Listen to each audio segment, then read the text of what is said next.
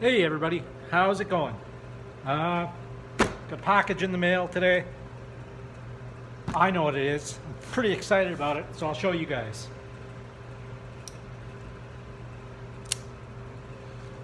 Cut the box open.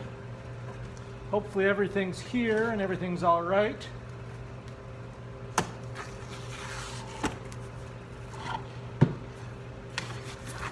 A box within a box. All right, let's set this box down.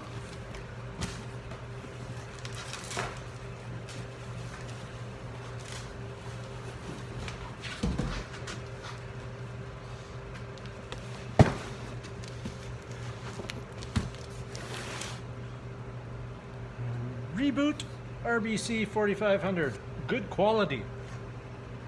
That's a hint of what it is. Fragile, it's Italian. A major award.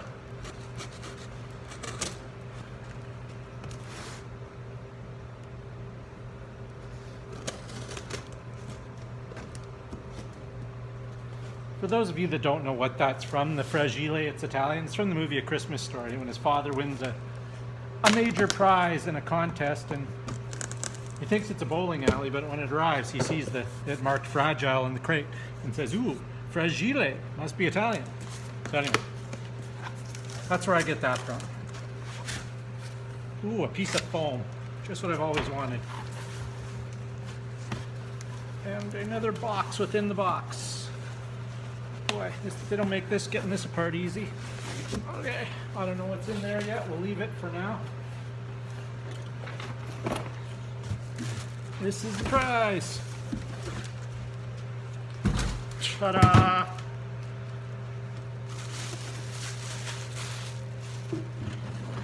It's a Reboot inverter plasma cutter. Now let's just hope they sent everything along with it. Came with the proper plug on it, which is always nice. I read that some people said they didn't get the plug. Let's just set it off to the side here. And open up this box. This should be the hoses and such. Instructions. Oh, that's always nice. Russian. I'm Ukrainian, but that's not going to help me. This would be your air hose. This would be your earth or your ground. Easy peasy so far.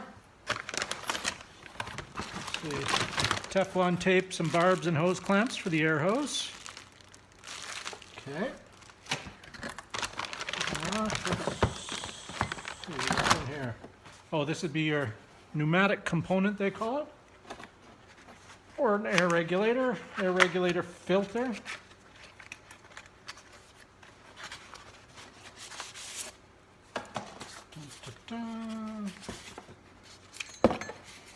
Oh, all right, I'm already losing things here.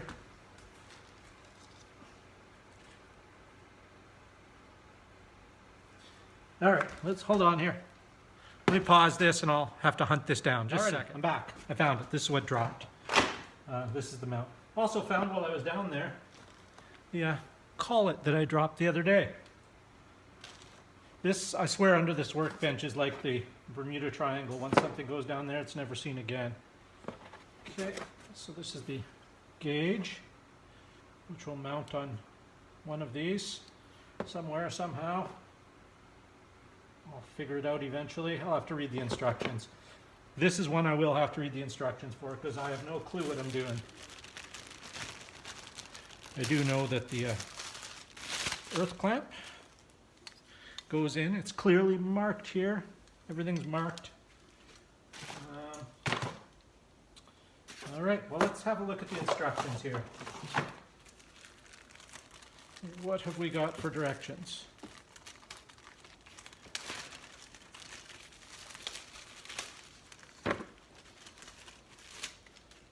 Big prizes, lucky number 8 to win, blah, blah, blah, scratch, win. Kind of a little catalog dealy. Right, user's manual, inverter DC plasma cutting machine series. It is 220 or 240. Thank you for selecting quality product, blah, blah, blah, blah, blah, blah, blah, safety, nobody cares about that. Installation, required gas flow 70 psi, not a problem.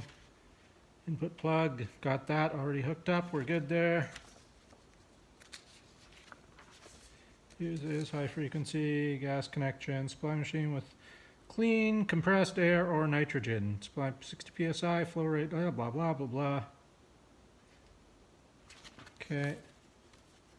I'm just looking for instructions on assembly and I'm not really...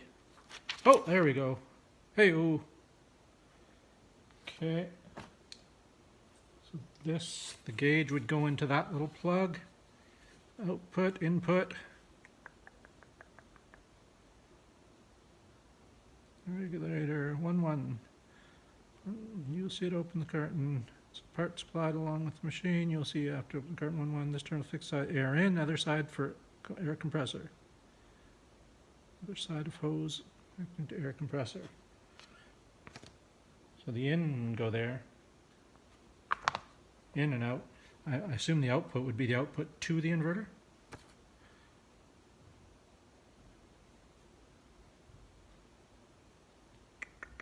Okay, well, I'll figure this out and then I'll nothing more exciting than watching a guy read instructions. So I'll get some of this done and we'll try her out. So just hold on. All right, got everything figured out. It's fairly easy. I'll just show you guys here now. I've got it. Just mounted the air regulator and filter there. Put on a male air connection. Mounted the gauge. Ran a hose from the output of the output going to the what they call the gas. And that's about it. There's the fan for the inverter plug. There's your plug. Now we'll flip it around and hook the rest of the stuff up. Should be fairly straightforward from what I read. This is the earth or ground. It has a tab on one end of the... See how well you guys can see that. There you go. And that goes facing down. It'll only fit in one way, so you can't really screw this up. Just tighten that till it's snug, and that's good. Of course, this is tied in a knot. We'll untie that, and we'll just let that hang. Then you've got the work lead, or the torch. Pull this little cap off of here. There we go. Now I should note that I did, once I got the air thing hooked up, I hooked an air line up to it and tested it to make sure there was no leaks. It's good. So this should screw onto here.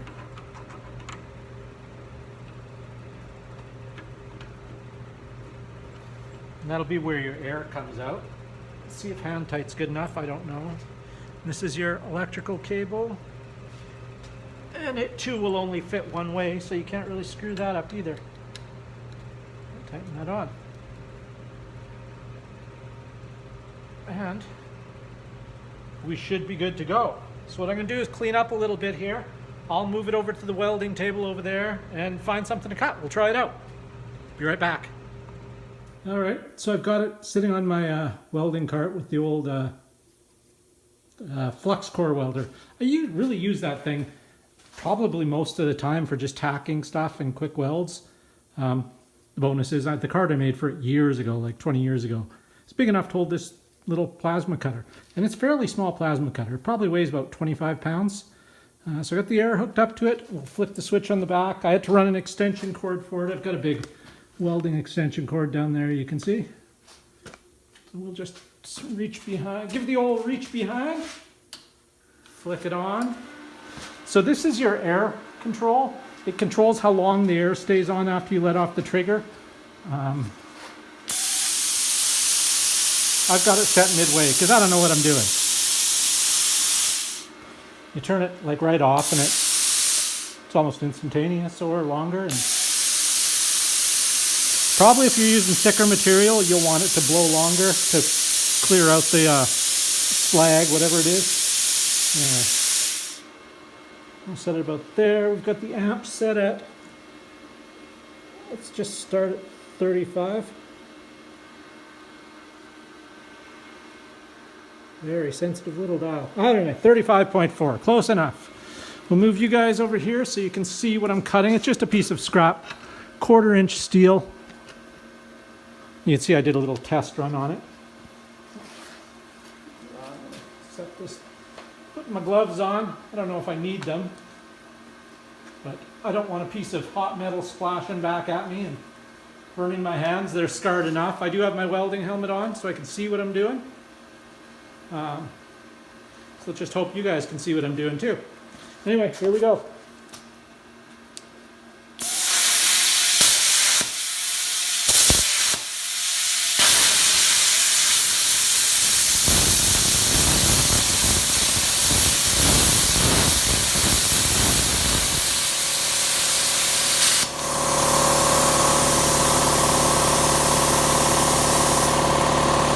Pretty good.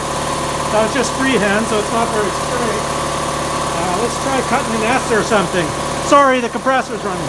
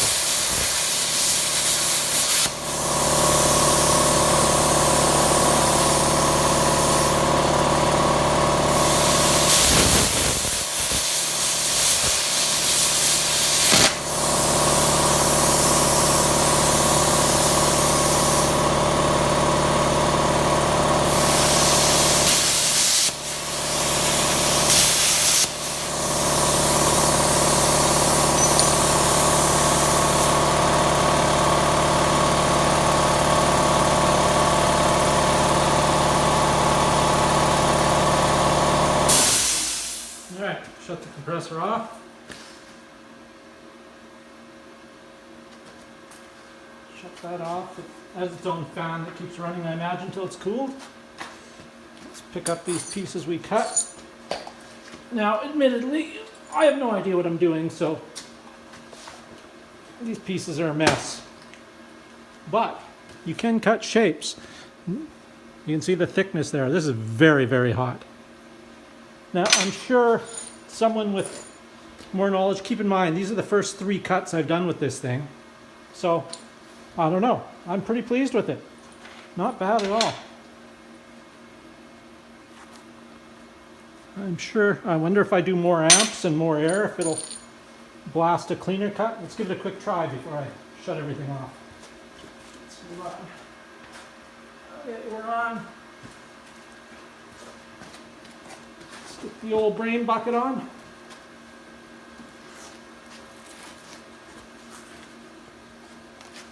Let's crank the amps up to, I don't know, 45.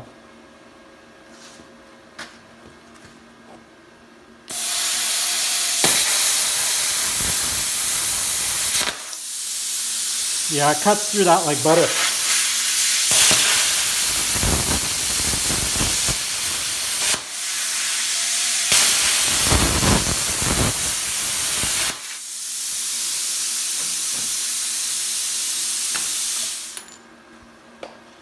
That's pretty awesome. Definitely beats the old angle grinder or a cutting torch. And it's got a fairly long lead on it too. Let me string it out here, hold on.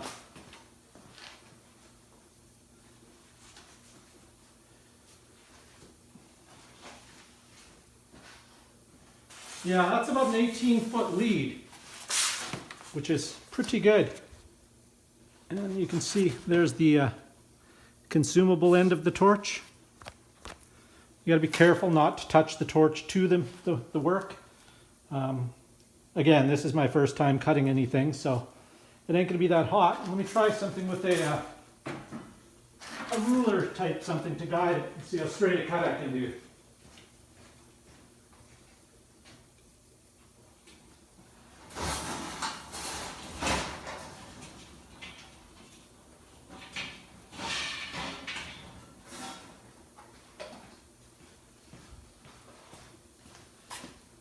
Let's use a piece of angle iron as a guide here.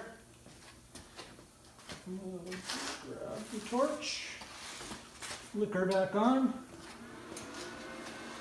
And we're just going to use that as a guide.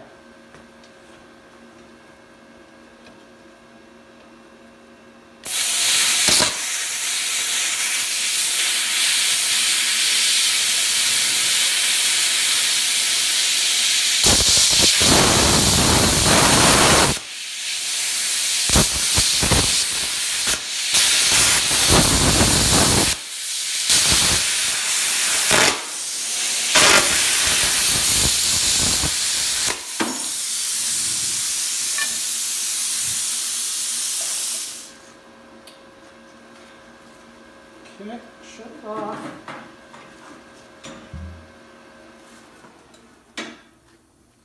Well, that seems to be much straighter.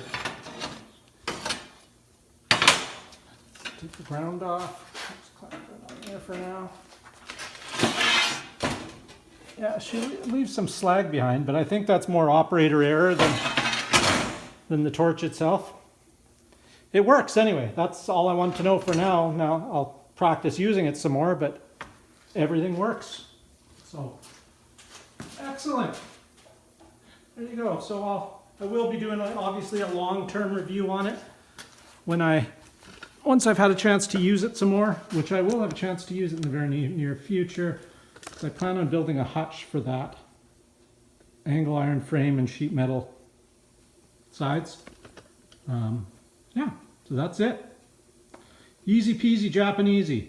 I'll put a link to this down below. What I paid for it, it was $280 something, and then I ordered a bag of consumables with it. You know, extra. There's extra parts that wear out in there. You know, the cone and the various things. So, yeah, there's a little electrode that goes in there underneath this part. So yeah, that's it. So all in all, I think shipped to my door was $330, something like that. I'm gonna have to say it was worth it. It's pretty cool. I do hear a hissing sound, like an air leak somewhere. Oh, I bet you I can fix that right now. Where's my...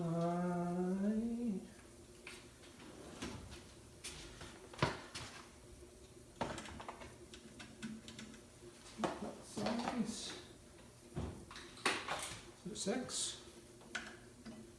It is.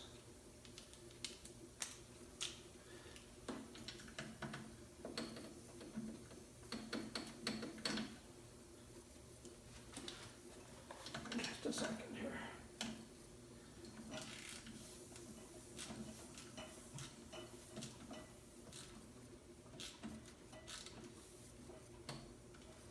There we go. All right, that was that. Just didn't have one of the hose clamps tightened enough. So, that's it. If you guys got any questions or comments, like I said, I'll post a link below. This is the Reboot CUT45. Well, Cut 4500. RBC 4500 is what it is.